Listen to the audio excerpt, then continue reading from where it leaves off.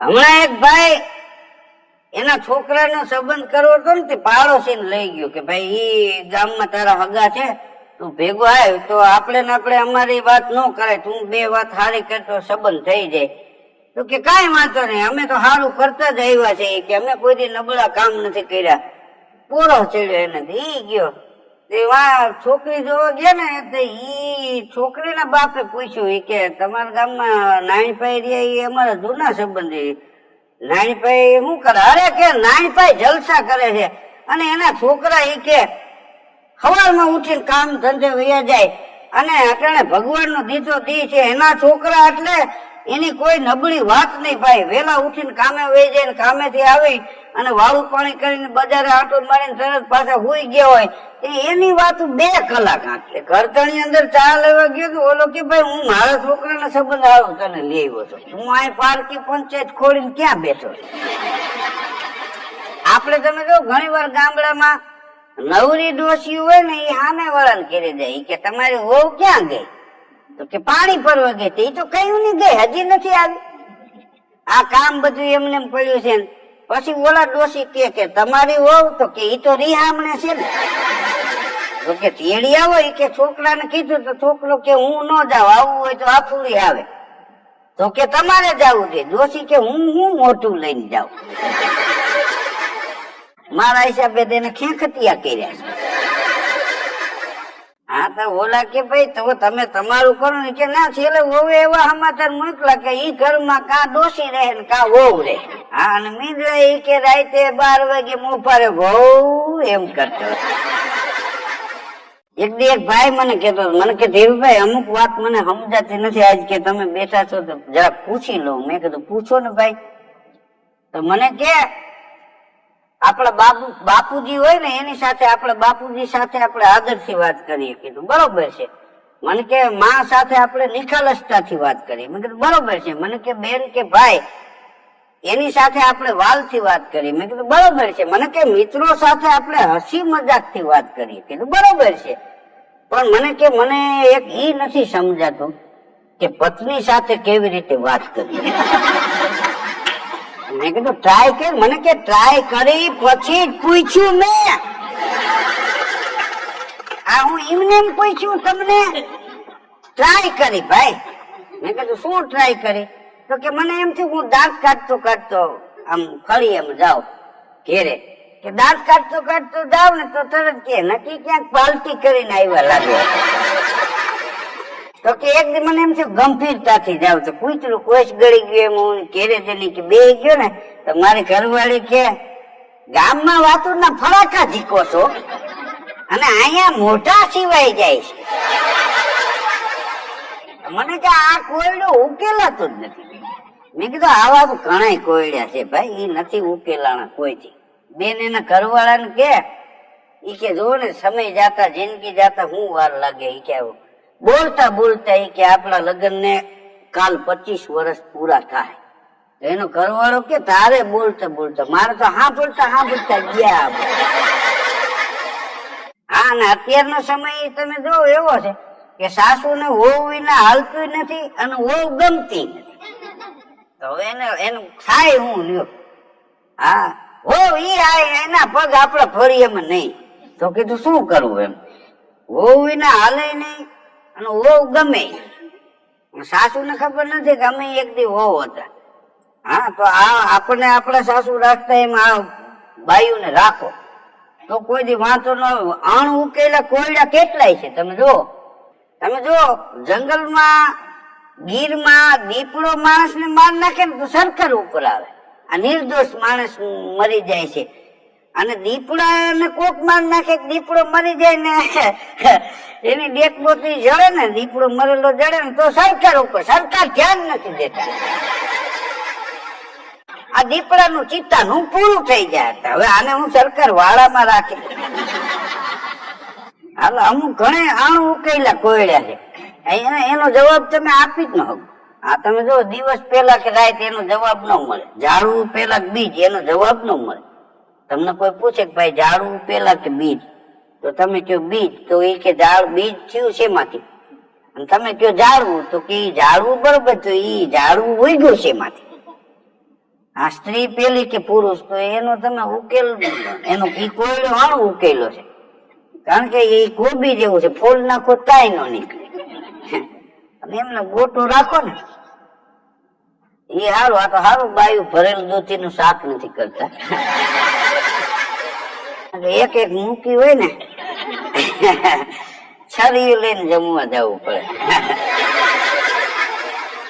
એક બેન એના પતિને કે હું બહાર જાઉં છું પરા બજારમાં ખરીદી કરવા, અને આ કુકર મૂક્યું છે ને ગેસ ઉપર, તો એમાં સીટી વાગશે, 3 વાગે ને એટલે ઉતારી લેજો. તો કે કાંઈ વાંધો નહીં, આ કૂતરું કોઈ જ ગળી ગયું એમ બેઠો. હા તો સીટીઓ ને ધબધબાટી 35 સીટી છે, એને તો ઢાંકણું ઓલીને ભીતમાં પટકા. તો કે આ સીટીયું ઘણી વાગે, પણ કે હજી તો 1:45 જ વાગ્યા, 3 વાગે તો હું ઉતારું ને.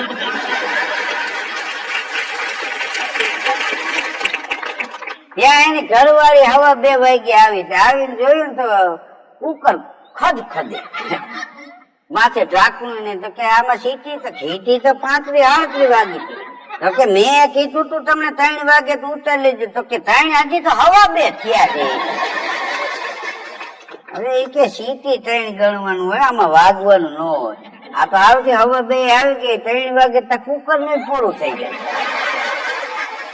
છોકરો બીજા છોકરાને બોલાવ્યો, બીજા ત્રીજાને બોલાવ્યો ને બજારમાં કુરકુરિયા ને એવું ખાતા હતા.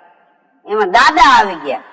એને કીધું ભલા માણા, એ કે આવા ભૂંગરા ને આવા કુરકુરિયા આવી વેફર ને આવું ખવાય? અમે નાના હતા ને ત્યારે રિસેસમાં ઈ કે રોટલીના ભૂંગળા વાળીને એમાં ગોળ ને માખણ ને ખાંડ ને ધરબી ને એ ભૂંગળા ખાતા, એટલે આટલા તાકાત વાળા છે.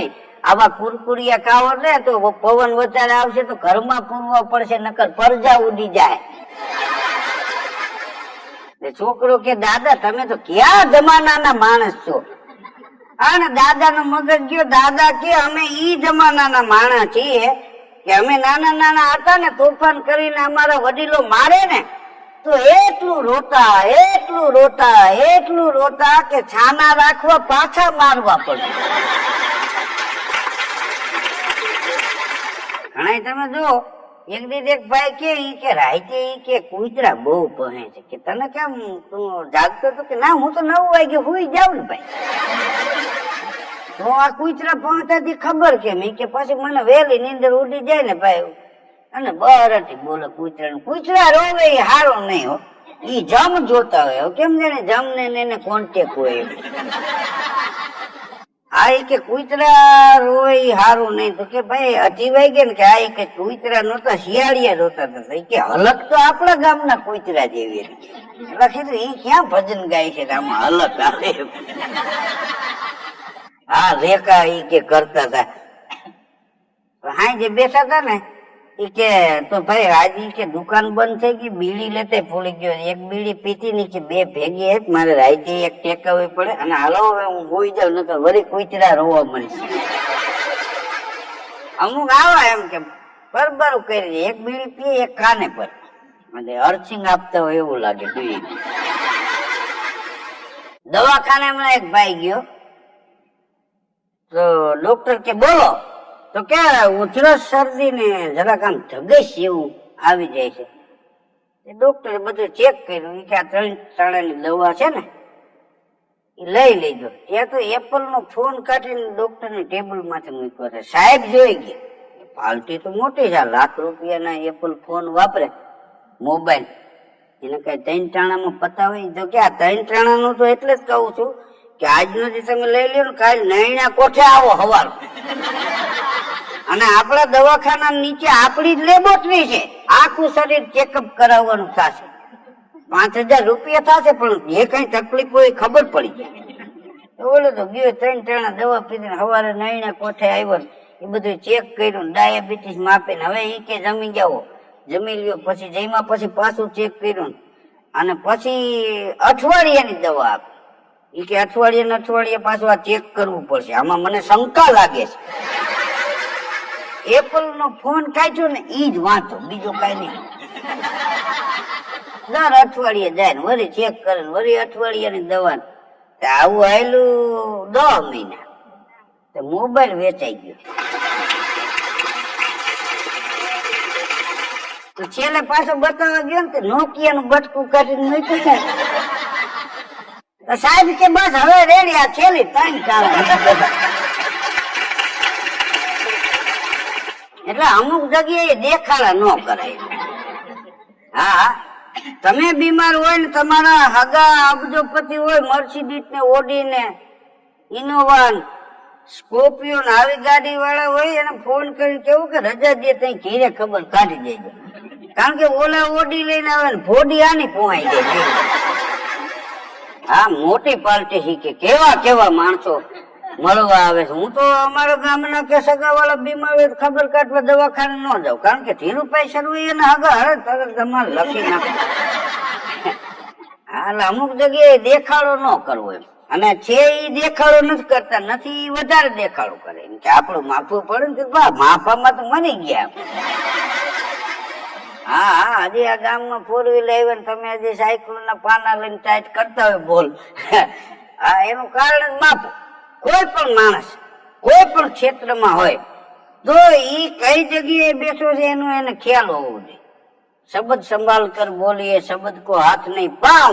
એક શબ્દ ઔષધ કરે તો એક શબ્દ કરે ઘાવ.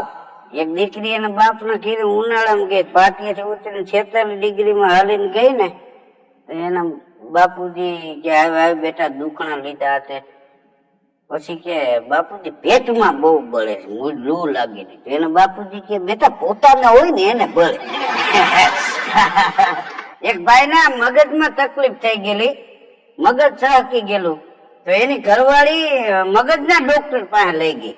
એ ડોક્ટર સાહેબ ચેક કરી અને એટલું બોલ્યા કે ભાઈ તમે બહુ મહેનત કરો છો, થોડોક સમય પોતા માટે પણ કાઢો. એની ઘરવાળી કે સાહેબ પોતા માટે સમય કાઢે, કચરા માટે અને વાસણ માટે કયો સમય કાઢે, આ કોણ ઉઠક?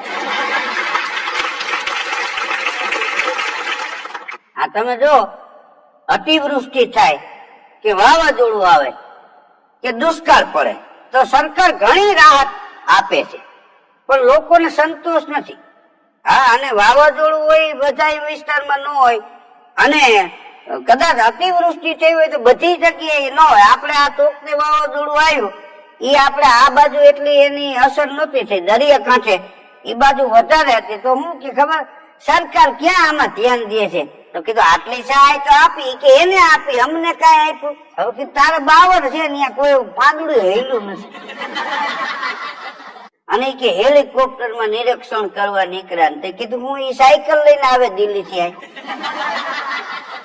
અને એ કે આ ડોક્ટરે કોરોના મહામારીમાં લૂંટી લીધા, હા કાળા બજારી થઈ ઇન્જેક્શન ને આવી વાતો કરતા હોય. 2-3 જણા આવી વાતો કરતા હતા. એમાં એક ભાઈ કીધું ભાઈ લૂંટી કોને નથી લીધા?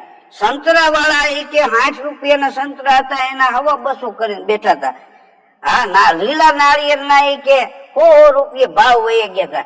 પણ એક વિચારવા જેવી વાત ઈ છે, એ માણસે બહુ સારી વાત કરી કે કોરોના મહામારીમાં કોરોના વાયરસમાં જે માણસો કાળી મજૂરી કરી અને પૈસા કમાણા હતા એ પરસેવાના પૈસાથી એના સ્વજનોને બચાવી નથી શક્યા. તો આ કાળી બજારી કરનારા શું એના પરિવારને બચાવી શકશે? અને ધન્યવાદ તો ડોક્ટરોને ને એ આખા સ્ટાફ ને દેવા જોઈએ, પટાવાળા સુધી, નર્સ ડોક્ટર ને બધાને. શું કામ કે આ કોરોના વાયરસ એવો કે એની આ બાજુમાં ઉભા રહેતા લોકોને બીક લાગે તો આ વરહ દીથિયા હા એ કોરોના વોરિયર્સ વાળા જે માણસો હોય જેને કોરોના વાયરસ હોય એની સેવા કરવામાં એ લોકો ઘણી વાર ખાવા પીવાનું ચૂકી ગયા છે. પછી તો માણસ તો વાતું તો કરવા વાળા કરે પણ કર્યું કોઈનું અફર નથી જાતું. જે ડોક્ટરોએ અને જે એના સ્ટાફે માનવ સેવા કરી છે ને એનો બદલો માણસ શું આપે? એનો બદલો ભગવાન આપે. એ 100%ની વાત છે. અને અમુક માણસો અત્યારે મોબાઈલ ભેગા જ હોય તો ખરાબ બપોરે સરકારી અધિકારીની કચેરીમાં જાય, ઓફિસમાં એકાદો કોઈ હોય તો ઝોલું ખાતો હોય તો આમ શૂટિંગ કરીને વિડીયો વાયરલ કરે. ઓફિસ ખાલી ખમ, અધિકારી આરામ કરે. એ 1:30 વાગે ખાલી ખમ જ હોય ને. હવે કોણ હોય રિસેસમાં? હા ને એ બિચારો કઈ ખુરશી માંથી કઈ હોઈ ગયો હોય કે થાકી ગયો હોય તો ને 108 વાળા બિચારા દર્દીને રાતે ફોન આવે તો રાતે જઈને લઈ આવે ને કોઈને મૂકી આવે ને. હવે ઈ લોકો ચા પાણી પીવા હોટલે ઉભા હોય ને રેકડીએ અને ચા પીતા હોય તો એનો વિડીયો ઉતારીને મોકલે. આમ જો 108 હલાવનારા અહીંયા કેબીને ચા પીવે છે તો હું એને ચા પીવે એને ઘીરે જાય પાછા. આ તારે નવરા બજારમાં આટા જ મારવા છે. હા એટલે લોકો હારું નથી જોતા કે ભાઈ ઈ લોકોને બીજાના ઘેરે નથી જઈ શકે એટલે અહીંયા આટલી દોડા દોડી મેં ટાઈમ મળે તો એ ચા પાણી પીએ છે, નહીતર એ ચા પાણી નથી પીતા. તો એનું નામે એક સેવા છે. આ 108 ને તમે જો ફોન કરો તરત ગાડીઓ આવી જાય તો આ સરકારની સારી સુવિધા કહેવાય ને. તમે જો કોઈને એટેક આવે 2-3 લાખનો ખર્ચો થાય તો ગરીબ સાધારણ માણસ છે એના વડીલને દાખલ કર્યો હોય 3 લાખનો ખર્ચો આવે ને તો એ 20 વર્ષ સુધી એ ખર્ચો એ લોકો નડી જાય. તો આપણી સરકાર